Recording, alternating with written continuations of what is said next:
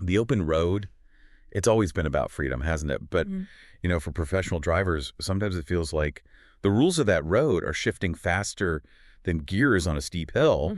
You're out there day in, day out, keeping things moving, and it can feel like the ground's just constantly changing under your wheels. That's exactly right. And that's what we want to unpack in this deep dive. Okay. What's really fascinating, I think, is how all these different changes, you've got new tech mandates, tax law shifts, even like demographic changes, they all loop back. Right. They connect directly to your daily life, your paycheck, your future. We're here to, cut through the noise and give you the insights you need. So we're pulling from some key sources today, places like Truckers VA, lifeisatrucker.com. We're looking at the big 2025 shakeups, those tax reforms that just passed, the talk around English tests, and also the really powerful rise of women in the industry. Our goal is just to pull out the most important stuff for you, the nuggets you can actually use. Exactly. And we want to show different angles, how these stories really hit home for you as a driver. But more than that, we want to show you opportunities. Opportunities? Like what? Opportunities to manage your most valuable asset, your time. Not just clocking in for shippers, but managing it for yourself. Ah, okay. Learning new things, maybe using downtime differently, even looking at online income streams. Above all, you're vital, right? We want you to feel respected, supported every mile. All right, let's jump in. 2025 sounds like it's bringing some big regulatory shifts. FMCSA, NHTSA, they say it's about safety, streamlining. But drivers are asking who pays and why now? Yeah, those are the big questions. First up, automatic emergency braking, AEB. What's the deal with this mandate for new trucks? Okay, so starting in 2025, basically any new Class 7 or Class 8 truck rolling off the line has to have an AEB system. And in simple terms, that means? It means that if the truck's sensors detect a crash is about to happen and you don't brake fast enough, the truck itself will hit the brakes automatically. Okay. And the government's argument for stepping in like this, what are they pointing to? Safety, safety, safety. Yeah. That's the main push. They're citing data suggesting AEB could prevent up to 11,000 rear enders involving heavy trucks each year. Wow. Okay. Which means fewer insurance claims, less property damage, and tragically, fewer fatal crashes. The goal they state is, reducing loss of life and chaos on the highways. Makes sense on paper. But, the deeper thing here isn't just the stats, it's this trend. Automation is slowly kind of redefining the driver's role, isn't it? Shifting decision-making to the tech. Exactly. It subtly changes what driver expertise even means. But the road isn't always on paper. What are drivers actually saying about this? What are the real-world worries? Oh, you hear a lot of different things. You've got veteran drivers, guys with decades out there saying, look, I've driven 2 million miles. I don't need a robot slamming my brakes. Yeah. Understandable. Newer drivers, maybe they see it as like a safety net. One less thing to mess up, maybe. And the owner-operators, cost. That's huge. Who's paying for this on my new rig? And then you have the tech skeptics worried about false alarms. Yeah. Is this thing going to break for a shadow, a tumbleweed? Yeah, that's a good point. Have there been issues reported? There have been reports, unintended braking, causing panic stops, maybe freight damage, or even getting rear-ended yourself because the truck stopped suddenly. Okay, so AEB is one big change, but there's also an administrative one. MC numbers are getting phased out. That's been standard for years. What's happening there? Right. FMCSA is moving to consolidate everything under the US DOT number. Why? Their reasoning is simplification, reduce confusion, streamline compliance, and oversight. So if you're a new carrier starting up, you'll just get a US DOT number. And existing MC numbers. They'll eventually be archived or merged into the system. It suggests maybe a future where oversight gets more centralized, more data heavy, potentially easier tracking of everyone. Easier for them. How are folks in the industry reacting? Fleets, brokers, owner-ops? It's mixed. Regulators call it modernization, cleaning house. Sure. But fleets are like, okay, how do we explain this to customers? Brokers. Owner-ops often feel frustrated, like, we just figured out the old system. Yeah, another change to adapt to. And the load boards, the software guys, Yeah. they're looking at rewriting code again. So, expect some confusion at first. Definitely. Okay, so we have changes to the truck tech, changes to the paperwork. What about communication? There's talk about new English tests. Yeah, this is another area under review. FMCSA and DOT are looking at how they verify English skills, especially for new CDL applicants. How might that look? Could be things like mandatory verbal tests, tougher written exams, maybe random checks on the road, or even requiring carriers to track proficiency somehow. And the why behind this. Again, safety is the official reason. Yeah. They point to cases where language barriers caused issues misunderstanding signs, trouble communicating with police or emergency responders, HAZMAT instructions, stuff like that. High-stakes communication, basically. But the trucking world is incredibly diverse. Lots of multilingual drivers out there doing a great job. What are the concerns you're hearing? Big concerns about fairness, potential discrimination. Mm. Is enforcement going to be fair? Who decides what's good enough English? Could it freeze hiring for non-native speakers, making the driver shortage even worse? Mm. You hear drivers say, my accent doesn't mean I can't haul safely. If someone passes the current tests and drives safe, is this just more bureaucracy? What about companies? Company execs kind of get the safety point, but they're wary of becoming, ESL teachers. Law enforcement, on the other hand, sees potential for clearer communication in emergencies.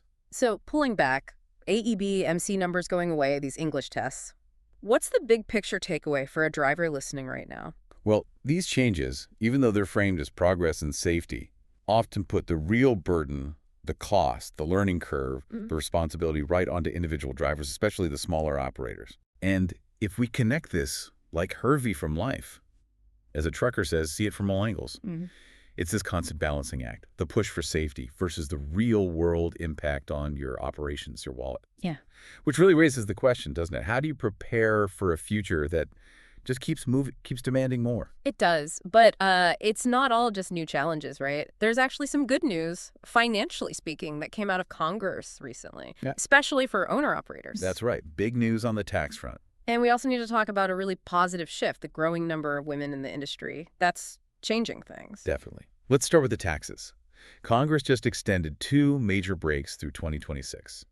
The Qualified Business Income Deduction QBI and bonus depreciation. Okay, break those down. QBI, what does that mean in plain English for an owner-op? If you're set up as a sole proprietor, an LLC, whatever, you can deduct up to 20% of your net business income right off your taxes. So example? You make $100,000 profit, you basically only get taxed on $80,000. Yeah. It's a direct boost to your take-home pay. Yep. Significant. Okay, that's big. And bonus depreciation. This one's like hitting the accelerator on deductions if you buy equipment. Instead of writing off a truck or trailer slowly over years, you can deduct 100% of the purchase price new or used in the year you buy it. Wow. The whole thing. The whole thing. Applies to trucks, trailers, even tools, tech like dash cams, ELDs. So you buy that, say, $130,000 used Freightliner. You can potentially deduct that entire $130K from your income that year. That's a massive upfront tax saving, frees up cash flow. Huge.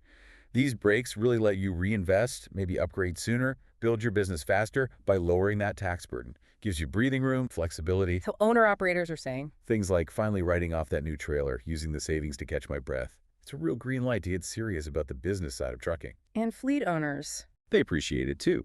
Helps them buy new compliant equipment. But it's worth noting, company drivers don't see this direct benefit unless maybe their company shares the savings somehow. Right, important distinction. And it's also key to mention what didn't change, right? These reforms didn't touch things like per diem rates, detention time pay, or direct relief for fuel or insurance costs that hit everyone. Exactly. So a win for owner-ops specifically, but not a solution for all the cost pressures drivers face. Okay, now let's pivot to that other shift women in trucking. The numbers are really jumping. They really are. It's a profound shift. We've gone from women being maybe 4 or 5% of professional drivers to now around 14%. And still climbing. 14%, that's significant progress. And it's not just behind the wheel. Women are moving into leadership roles, dispatch, safety, even manufacturing design. What's driving this? And what are groups like the Women in Trucking Association doing? WIT is doing fantastic work. They're actively pushing for change, running career expos to bring women in, advocating for safer rest stops, better security. Things that matter day to day. Absolutely. Mentorship programs, lobbying manufacturers for cabs, designed for all body types, not just the traditional male build. Plus, pushing hard for anti-harassment training and better ways to report issues. This isn't just about, like, optics, is it? It's about strengthening the industry. Totally. It's about survival, frankly. Trucking has a massive retention problem. Women statistically tend to have safer driving records, fewer violations, higher customer service scores, and crucially, they often stick around longer if they're treated with respect and fairness.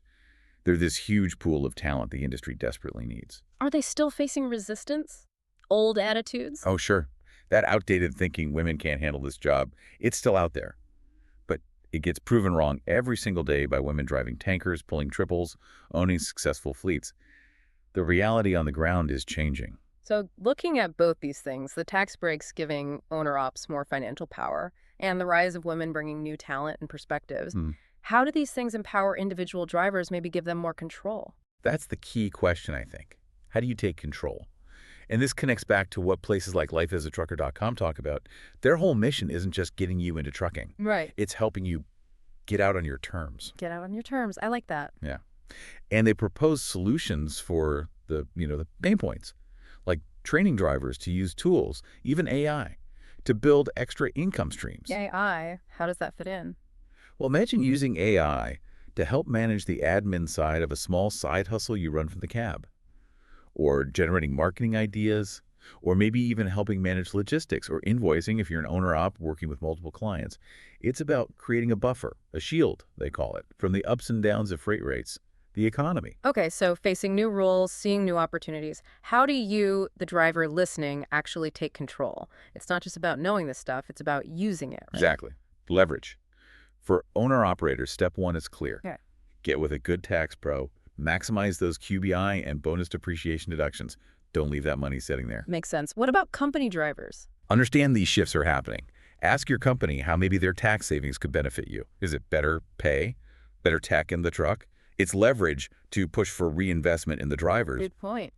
But really, for all drivers, the message we're seeing from these sources is laws reward those who know the game. Yeah. Meaning you need to shift your mindset. Start learning basic business, basic taxes, and critically, start learning new skills, especially skills that can generate income online using maybe AI or other digital tools. So using that downtime effectively. Precisely. Building income streams that aren't tied just to driving hours. The sources are pretty blunt. Trucking alone isn't building generational wealth anymore. You need something more. That idea of diversification, having other income streams, that sounds powerful. It really is. It's about giving you options, helping you maybe retire when you want to, not just when you have to. And it protects you, or at least softens a blow, if your company folds or freight takes a dive. So it's about seeing challenges like new regs as, well, maybe not opportunities directly, but signals to get smarter. Take charge of your own financial path, feeling supported by your own actions. That's a great way to put it, which brings us back to that critical question for you listening. Yeah. If the industry keeps changing, often putting the squeeze on you, what concrete steps can you take starting now to build your future on your terms? Not just reacting, but acting. Okay, so we've taken quite the deep dive today. We looked at those upcoming regulatory bumps, AEB, the MC number phase out, the English test discussions, but also the really significant financial wins for owner-operators with those tax breaks, QBI, and bonus depreciation. And we celebrated that positive shift, more women driving, leading, strengthening the industry. Yeah, covered a lot of ground. And the big theme tying it all together, hopefully, is this idea of taking control. Knowledge is power, right? Especially when you use it. Absolutely. It's about being informed, being proactive, and building your own financial foundation. You know, the open road, it's always symbolized freedom. Right. But maybe true freedom isn't just about where the wheels take you. Maybe it's also about the wealth, the skills, the opportunities you build for yourself, even when you're not behind the wheel. Something to think about. Definitely something to think about. We really hope you're leaving this deep dive with more than just information, hopefully some actionable ideas to navigate your road ahead on your terms. Remember, learning doesn't stop. Stay informed, stay proactive. You're building a stronger future for yourself, whatever comes next.